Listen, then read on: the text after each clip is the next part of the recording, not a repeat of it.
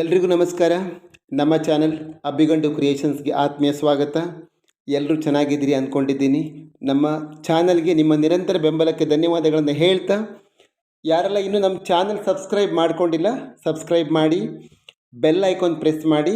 ಅದರ ಮೂಲಕ ಎಲ್ಲ ವಿಡಿಯೋಗಳು ಕೂಡ ನೇರವಾಗಿ ನಿಮಗೆ ಬರೋದರಿಂದ ಹುಡುಕುವ ಅವಶ್ಯಕತೆ ಇರುವುದಿಲ್ಲ ಅಂತ ಹೇಳ್ತಾ, ಇವತ್ತಿನ ಒಂದು ಅದ್ಭುತವಾದ ಟಾಪಿಕ್ ಅಂತಲೇ ಹೇಳ್ಬೋದು. ರೇಷನ್ ಕಾರ್ಡ್ಗೆ ಸಂಬಂಧಪಟ್ಟ ಹಾಗೆ ಆಲ್ಮೋಸ್ಟ್ ತುಂಬ ತಿಂಗಳುಗಳಿಂದ ಹರಿದಾಡುವಂಥ ವಿಷಯಗಳು ಸಾಮಾನ್ಯ ಎಲ್ಲರಿಗೂ ಗೊತ್ತಿದೆ. ರೇಷನ್ ಕಾರ್ಡ್ಗಳನ್ನು ರದ್ದು ಮಾಡಿರುವಂಥದ್ದು ಹಾಗೂ BPL ಕಾರ್ಡಿಂದ APL ಕಾರ್ಡ್ಗೂ ಕೂಡ ಶಿಫ್ಟ್ ಆಗಿರುವಂಥದ್ದು. ತುಂಬ ಜನರು ಕೂಡ ಅದರ ಪರಿಸ್ಥಿತಿಯನ್ನು ಎದುರಿಸಿದ್ದಾರೆ. ಈ ಒಂದು ಮುಂದುವರಿದ ಭಾಗವಾಗಿ ಇಂಥವರಿಗೆ ಹೊಸ ರೇಷನ್ ಕಾರ್ಡನ್ನು ಅರ್ಜಿ ಸಲ್ಲಿಸೋದಕ್ಕೆ ಒಂದು ಅವಕಾಶವನ್ನು ಕೂಡ ಸರ್ಕಾರ ಮಾಡಿಕೊಟ್ಟಿದೆ, ಮತ್ತು ರೇಷನ್ ಕಾರ್ಡ್ನ ತಿದ್ದುಪಡಿಗೂ ಕೂಡ ಅವಕಾಶ ಇರುವಂಥದ್ದು. ಸೊ ಹಾಗಾಗಿ ಕರ್ನಾಟಕದಲ್ಲಿ ಹೊಸ ರೇಷನ್ ಕಾರ್ಡನ್ನು ಪಡೆಯುವುದಕ್ಕೆ ಒಂದು ಸರಳ ಮಾರ್ಗದರ್ಶಿ ಅಂತಲೇ ಹೇಳ್ಬೋದು. ಸೊ ಹಾಗಾಗಿ ಕರ್ನಾಟಕ ಸರ್ಕಾರದ ಆಹಾರ ಮತ್ತು ನಾಗರಿಕ ಸರಬರಾಜು ಇಲಾಖೆಯ ಬಡ ಮತ್ತು ಮಧ್ಯಮ ವರ್ಗದ ಕುಟುಂಬಗಳಿಗೆ ಅಗತ್ಯ ವಸ್ತುಗಳನ್ನು ಕಡಿಮೆ ಬೆಲೆಯಲ್ಲಿ ಒದಗಿಸುವಂಥ ರೇಷನ್ ಕಾರ್ಡ್ ವ್ಯವಸ್ಥೆಯನ್ನು ಮರುಸ್ಥಾಪನೆ ಸ್ಟಾರ್ಟ್ ಮಾಡುವುದಕ್ಕೆ ಹೊರಟಿದ್ದಾರೆ. ಸೊ ಹಾಗಾಗಿ ಇತ್ತೀಚೆಗೆ ಹೊಸ ರೇಷನ್ ಕಾರ್ಡ್ ಅರ್ಜಿ ಪ್ರಕ್ರಿಯೆಯನ್ನು ಸರಳಗೊಳಿಸಲಾಗಿದ್ದು ಕೂಡ ಅಸಂಘಟಿತ ಕಾರ್ಮಿಕರು ಮತ್ತು ತುರ್ತು ಅಗತ್ಯವಿರುವವರಿಗೆ ಇದರ ಉಪಯೋಗ ಬಹಳ ಇದೆ ಅಂತಲೇ ಹೇಳ್ಬೋದು. ಸೊ ಹಾಗಾಗಿ ಹೆಚ್ಚಿನ ಮಾಹಿತಿಯ ಪ್ರಕಾರ ಈ ವ್ಯವಸ್ಥೆಯು BPL ಮತ್ತು APL ಕಾರ್ಡ್ಗಳ ಮೂಲಕ ಪಡಿತರ ವಸ್ತುಗಳನ್ನು ವಿತರಿಸುವುದು ಅಲ್ಲದೆ ಸರ್ಕಾರಿ ಯೋಜನೆಗಳಾದಂಥ ಗೃಹಲಕ್ಷ್ಮಿ ಅಥವಾ ಅನ್ನಭಾಗ್ಯಕ್ಕೆ ಕೂಡ ಇದೇನಾಗುತ್ತೆ ತುಂಬ ಹೆಲ್ಪ್ ಆಗುವಂಥ ಒಂದು ವ್ಯವಸ್ಥೆ ಇರುವಂಥದ್ದು. ಯಾಕೆಂದರೆ ಸರ್ಕಾರ ಕೊಡುವಂಥ ಹಲವಾರು ಯೋಜನೆಗಳನ್ನು ಪಡೆಯುವುದಕ್ಕೆ ಮೇಜರ್ ಆಗಿ ರೇಷನ್ ಕಾರ್ಡ್ ತುಂಬ ದೊಡ್ಡ ರೋಲನ್ನು ಪ್ಲೇ ಮಾಡುತ್ತೆ. ಹಾಗಾಗಿ ಅದು ಮರಳಿ ಸಿಗುವುದಾದರೆ ತುಂಬ ಜನಕ್ಕೆ ಹೆಲ್ಪ್ ಆಗುತ್ತೆ ಅಂತಲೇ ಹೇಳ್ಬೋದು. ಹಾಗಾಗಿ ಇದು ಕುಟುಂಬಗಳ ಆರ್ಥಿಕ ಸ್ಥಿರತೆಗೆ ಸಹಾಯ ಮಾಡುವ ಮೂಲಕ ಸಮಾಜದಲ್ಲಿ ಇರುವಂಥ ಬಡತನ ನಿರ್ಮೂಲನೆ ಮಾಡೋದಕ್ಕೂ ಕೂಡ ಬಹಳ ಸಹಾಯ ಮಾಡುತ್ತೆ ಅಂತ ಹೇಳ್ಬೋದು. ಇದುವರೆಗೂ ಕೂಡ ಸುಮಾರು 2 ಕೋಟಿ ಕಾರ್ಡ್ಗಳನ್ನು ವಿತರಿಸುವುದರ ಜೊತೆಗೆ ಹೊಸ ಅರ್ಜಿಗಳನ್ನು ಕೆಲವೊಂದು ನಿರ್ದಿಷ್ಟ ಕಾರಣಗಳನ್ನು ಕೊಟ್ಟು ತಟಸ್ಥವಾಗಿರುವಂಥ ಕೆಲವೊಂದು ರೇಷನ್ ಕಾರ್ಡ್ಗೆ ಅರ್ಜಿ ಪುನಃ ಕೊಡುವುದಕ್ಕೂ ಕೂಡ ಅರ್ಜಿಗಳನ್ನು ಫೆಬ್ರವರಿ 2020ರಿಂದ ಮುಂದಿನ ತಿಂಗಳಿಂದಲೇ ಕೂಡ ಅರ್ಜಿ ಸಲ್ಲಿಸೋದಕ್ಕೆ ಆರಂಭ ಆಗ್ತಾ ಇದೆ. ಅರ್ಜಿ ಸಲ್ಲಿಸೋದಕ್ಕೆ ಅರ್ಹರು ಯಾರಿರ್ತಾರೆ ಮತ್ತು ಇದರ ಅವಕಾಶಗಳು ಏನೆಲ್ಲ ಸಿಗುತ್ತೆ ಅಂತ ಹೇಳಿದರೆ, ಹೊಸ ರೇಷನ್ ಕಾರ್ಡನ್ನು ಆಗಲೇ ಮೆನ್ಷನ್ ಮಾಡಿದ ಹಾಗೆ ನಿರ್ದಿಷ್ಟ ವರ್ಗದ ಜನರಿಗೆ ಮಾತ್ರ ಅನುಮತಿ ಇದ್ದು, ಸಾಮಾನ್ಯರಿಗೆ ಫೆಬ್ರವರಿ 2020ರಿಂದ ಯಾವಾಗ ಎಕ್ಸಾಕ್ಟ್ ಡೇಟು ಅಂತ ಇಲ್ಲ, ಬಟ್ ಮುಂದಿನ ತಿಂಗಳಿಂದ ಪ್ರಾರಂಭ ಆಗುತ್ತೆ ಹೊಸ ರೇಷನ್ ಕಾರ್ಡಿಗೆ ಅರ್ಜಿನ ಹಾಕೋದಕ್ಕೋಸ್ಕರ. ಹೆಚ್ಚಿನ ಮಾಹಿತಿ ಪ್ರಕಾರ ಅಸಂಘಟಿತ ಒಂದು ಕ್ಷೇತ್ರದ ಕಾರ್ಮಿಕರಿರಬಹುದು, ಈ ಶ್ರಮ್ ಕಾರ್ಡ್ ಯಾರ ಹತ್ರ ಕಾರ್ಡ್ ಇರುತ್ತೆ ಅದನ್ನು ಹೊಂದಿದವರು ಅರ್ಜಿಯನ್ನು ಸಲ್ಲಿಸ್ಬೋದು ಅಂತಿರುವಂಥದ್ದು. ಮತ್ತು ಇನ್ನೊಂದು ವಿಶೇಷ ಏನಂದರೆ, ತುರ್ತು ವೈದ್ಯಕೀಯ ಅವಶ್ಯಕತೆಗಳು ಅಥವಾ ಚಿಕಿತ್ಸೆಗೆ ಕಾರ್ಡ್ ಬೇಕಿದ್ದರೆ ಅಂಥವರಿಗೂ ಕೂಡ ಅನುಮತಿಯನ್ನು ಕೊಡಲಾಗತ್ತೆ ಅನ್ನೋ ಸುದ್ದಿ ಕೂಡ ಹರಿದಾಡ್ತಾ ಇದೆ. ಸೊ ಈ ಅವಕಾಶಗಳು ಬಡ ಮತ್ತು ಕಾರ್ಮಿಕ ವರ್ಗದವರನ್ನು ಗುರಿಯಾಗಿಸಿಕೊಂಡು ಸರ್ಕಾರ ತೆಗೆದುಕೊಂಡ ತೀರ್ಮಾನವಾಗಿದ್ದು, ಮುಂದಿನ ತಿಂಗಳಿಂದ ಪ್ರಾರಂಭವಾಗಿ ಮಾರ್ಚ್ 31, 2020ರವರೆಗೆ ಅರ್ಜಿ ಸಲ್ಲಿಕೆಗೆ ಸಮಯಾವಕಾಶವಿದೆ.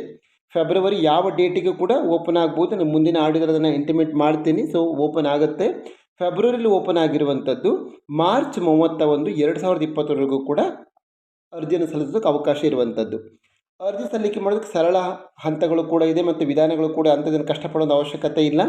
ಹೊಸ ರೇಷನ್ ಕಾರ್ಡ್ಗೆ ಅರ್ಜಿ ಸಲ್ಲಿಸುವಂಥವರು ಆನ್ಲೈನ್ ಅಥವಾ ಆಫ್ಲೈನ್ ಎರಡರಲ್ಲೂ ಮೂಲಕ ಅರ್ಜಿಯನ್ನು ಸಲ್ಲಿಸೋದಕ್ಕೆ ಸಾಧ್ಯ ಆಗುತ್ತೆ. ಹೆಚ್ಚಿನ ಮಾಹಿತಿ ಇದರ ಬಗ್ಗೆ ಅವಶ್ಯಕತೆ ಇದ್ದರೆ ಹತ್ತಿರದ ಸೇವಾ ಕೇಂದ್ರಗಳನ್ನು ಬಳಸ್ಬೋದು. ಮೊಬೈಲ್ ಮೂಲಕ ಕೂಡ ಸಂಪರ್ಕ ಮಾಡ್ಬೋದು. ಗೂಗಲಲ್ಲಿ ಕೂಡ ರಿಸರ್ಚ್ ಮಾಡಿ ಕೂಡ ನೋಡ್ಬೋದು ಹೇಗೆ ಅದರ ಬಗ್ಗೆ ಅಪ್ಲೈ ಮಾಡೋದು ಅನ್ನೋದ್ರ ಬಗ್ಗೆಯೂ ಕೂಡ ಮಾಹಿತಿಗಳು ಕೂಡ ಸಿಗ್ತಾ ಹೋಗುತ್ತೆ. ಆನ್ಲೈನಲ್ಲೂ ಕೂಡ ಸರ್ಕಾರ ಅಧಿಕೃತ ಪೋರ್ಟಲ್ ಏನು ಫುಡ್ ಡಿಪಾರ್ಟ್ಮೆಂಟ್ ಏನಿದೆ ಆಹಾರ ಇಲಾಖೆ ಸೈಟ್ಗೆ ಭೇಟಿ ನೀಡಿದರೂ ಕೂಡ ವೈಯಕ್ತಿಕ ಡೀಟೇಲ್ಸ್ಗಳನ್ನು ಅಲ್ಲಿ ಅಪ್ಲೋಡ್ ಮಾಡಿದರೆ ಅಲ್ಲಿ ಕೂಡ ವಿತ್ ಟ್ರ್ಯಾಕಿಂಗ್ ನಂಬರ್ಗಳ ಮೂಲಕ ನೀವೇನು ಮಾಡ್ಬೋದು, ಆನ್ಲೈನಲ್ಲೂ ಕೂಡ ಅರ್ಜಿಗಳನ್ನು ಸಲ್ಲಿಸ್ಬೋದು. ಇಲ್ಲ ಆನ್ಲೈನ್ ಅರ್ಜಿ ಸಲ್ಲಿಸೋದು ನಮ್ಗೆ ಗೊತ್ತಾಗೋದಿಲ್ಲ, ನಾವು ಕಚೇರಿಗೆ ಹೋಗಿ ಅರ್ಜಿ ಸಲ್ಲಿಸ್ತೀವಿ ಅಂತ ಅನ್ನೋದಾದರೂ ಕೂಡ ಮಾಡ್ಬೋದು. ಆಫ್ಲೈನಲ್ಲೂ ಕೂಡ ಮಾಡ್ಬೋದು. ಗ್ರಾಮ 1 ಮತ್ತು ಕರ್ನಾಟಕ 1 ಅಥವಾ ಬ್ಯಾಂಗ್ಳೂರು 1 ಸೆಂಟರ್ಗಳಿಗೆ ಹೋಗಿ ಅರ್ಜಿಯನ್ನು ಸಲ್ಲಿಸೋದಕ್ಕೂ ಕೂಡ ಸಾಧ್ಯ ಆಗುತ್ತೆ. ಆಲ್ಮೋಸ್ಟ್ ನಿಮಗೆ ಗೊತ್ತಿರುತ್ತೆ, ಬೆಳಗ್ಗೆ ಒಂದು 10 ಗಂಟೆಗೆ ಸ್ಟಾರ್ಟ್ ಆದರೆ 5 ಗಂಟೆಗೂ ಕೂಡ ಅದು ಓಪನ್ ಇರುತ್ತೆ. ಅರ್ಜಿ ಸಲ್ಲಿಸ್ಬೋದು. ಕೆಲವೊಮ್ಮೆ ಎಲ್ಲರೂ ಒಂದೇ ಸರ್ತಿ ಅರ್ಜಿ ಸಲ್ಲಿಸೋದ್ರಿಂದ ಸೊ ಮೇ ಬಿ ಬ್ಯುಸಿನೂ ಕೂಡ ಇರ್ಬೋದು. ಬೇರೆ ದಿನಗಳು ಕೂಡ ಟ್ರೈ ಮಾಡಿ ನೋಡ್ಬೋದು. ಇಲ್ಲ ಹತ್ತಿರ ತಹಶೀಲ್ದಾರ್ ಕಚೇರಿಗೆ ಕೂಡ ಭೇಟಿ ನೀಡಿಬಿಟ್ಟು ಇದರ ಬಗ್ಗೆ ಮಾಹಿತಿಯನ್ನು ಕೂಡ ಪಡ್ಕೊಳ್ಳೋಕ್ಕೆ ಸಾಧ್ಯ ಇದೆ. ಸರ್ಕಾರಿ ಆ್ಯಪ್ಗಳನ್ನು ಬಳಸಿ ಕೂಡ ಮೊಬೈಲ್ ಮೂಲಕವೂ ಕೂಡ ಆಧಾರ್ ಸಂಖ್ಯೆಯನ್ನು ಯೂಸ್ ಮಾಡಿಕೊಂಡು ಅರ್ಜಿ ಸಲ್ಲಿಸೋದು ಕೂಡ ಅವಕಾಶ ಇರುವಂಥದ್ದು. ಹಾಗಾಗಿ ಕೊನೆಯ ದಿನಾಂಕ ಮಾರ್ಚ್ 31ರವರೆಗೆ ವೆಯ್ಟ್ ಮಾಡದೆ ಅರ್ಜಿ ಕರೆದು ಸ್ಟಾರ್ಟ್ ಆದ ತಕ್ಷಣ ಅದು ಅರ್ಜಿ ಹಾಕೋದು ತುಂಬ ಹೆಲ್ಪ್ ಆಗುತ್ತೆ ಮತ್ತು ರಶ್ ಆಗೋದಿಲ್ಲ ಕೊನೆಯ ಗಳಿಗೆಯಲ್ಲಿ ಅಂತ ಹೇಳ್ಬಿಟ್ಟು. ಹಾಗಾದರೆ ಈ ಅರ್ಜಿ ಹಾಕೋದಕ್ಕೆ ಯಾವುದೆಲ್ಲ ದಾಖಲಾತಿಗಳು ಅವಶ್ಯಕತೆ ಇದೆ ಅಂದರೆ ಇ ಶ್ರಮ್ ಕಾರ್ಡ್, ನಾನು ಆವಾಗಲೇ ಹೇಳಿದೆ ಅಸಂಘಟಿತ ಕಾರ್ಮಿಕರಿಗೆ ಕಡ್ಡಾಯವಾಗಿ ಇದು ಬೇಕಾಗಿರುತ್ತೆ ಇ ಶ್ರಮ್ ಕಾರ್ಡ್ ಅನ್ನುವಂಥದ್ದು. ಇನ್ನೊಂದು ಆಸ್ಪತ್ರೆ ದಾಖಲೆ, ನಾನು ಆಗಲೇ ಹೇಳಿದೆ ವೈದ್ಯಕೀಯ ತುರ್ತು ವ್ಯವಸ್ಥೆಗೆ ಅವಶ್ಯಕತೆ ಇರುವವರಿಗೂ ಕೂಡ ಈ ಕಾರ್ಡ್ ಬೆನಿಫಿಟ್ ಆಗುತ್ತೆ ಅನ್ನೋರು ವೈದ್ಯಕೀಯ ಆಸ್ಪತ್ರೆಗಳ ದಾಖಲೆಗಳನ್ನು ಕೂಡ ಸಬ್ಮಿಟ್ ಮಾಡಬೇಕಾಗತ್ತೆ. ಇನ್ನೊಂದು ಕುಟುಂಬದ ಎಲ್ಲ ಸದಸ್ಯರ ಆಧಾರ್ ಕಾರ್ಡ್ ಜೊತೆಗೆ, ಯಾಕಂದರೆ ಹೊಸ ರೇಷನ್ ಕಾರ್ಡ್ಗೆ ಅಪ್ಲೈ ಮಾಡಲಿಕ್ಕೋಸ್ಕರ ಕುಟುಂಬದ ಎಲ್ಲ ಯಾರನ್ನೆಲ್ಲ ರೇಷನ್ ಕಾರ್ಡ್ಗೆ ಆ್ಯಡ್ ಮಾಡ್ತೀರೋ ಅವರೆಲ್ಲರ ಡೀಟೇಲ್ಸ್ಗಳು ಆಧಾರ್ ಕಾರ್ಡ್ ಅವಶ್ಯಕತೆ ಇರುತ್ತೆ. ಆಧಾರ್ ಕಾರ್ಡ್ಗೆ ಲಿಂಕ್ ಆದ ಮೊಬೈಲ್ ನಂಬರ್ ಇರಬಹುದು ಮತ್ತು ವಿಳಾಸ, ಅಡ್ರೆಸ್ ಪ್ರೂಫ್ ಏನಿದೆ, ಕರೆಂಟ್ ಬಿಲ್ ಇರ್ಬೋದು, ವಾಟ್ ಎವರ್ ಇಟ್ ಇಸ್, ಜಾತಿ ಮತ್ತು ಪ್ರಮಾಣ ಪತ್ರ ಮತ್ತು ಮಕ್ಕಳ ಜನನ ಪ್ರಮಾಣ ಪತ್ರ. 6 ವರ್ಷದ ಒಳಗಿನವರಾದರೆ ಮಕ್ಕಳ ಜನನ ಪ್ರಮಾಣ ಪತ್ರ ಕೂಡ ಇದಕ್ಕೆ ಅವಶ್ಯಕತೆ ಇರುವಂಥದ್ದು. ಇದೆಲ್ಲ ಡಾಕ್ಯುಮೆಂಟ್ಸ್ಗಳನ್ನು ತಗೊಂಡ್ಕೊಂಡು ಹೋಗಬೇಕು ನಾವು ರೇಷನ್ ಕಾರ್ಡ್ಗೆ ಅಪ್ಲೈ ಮಾಡಬೇಕಾದ್ರೆ. ಹಾಗಾಗಿ ಇನ್ನೊಂದು ವಿಶೇಷತೆ ಏನಂದರೆ ಇದರ ಜೊತೆಗೆ ರೇಷನ್ ಕಾರ್ಡ್ನಲ್ಲಿ ತಿದ್ದುಪಡಿ ಅಥವಾ ಬದಲಾವಣೆಗೂ ಸಹ 31 ಮಾರ್ಚ್ 26ರವರೆಗೆ ಕೊನೆಯ ದಿನಾಂಕ.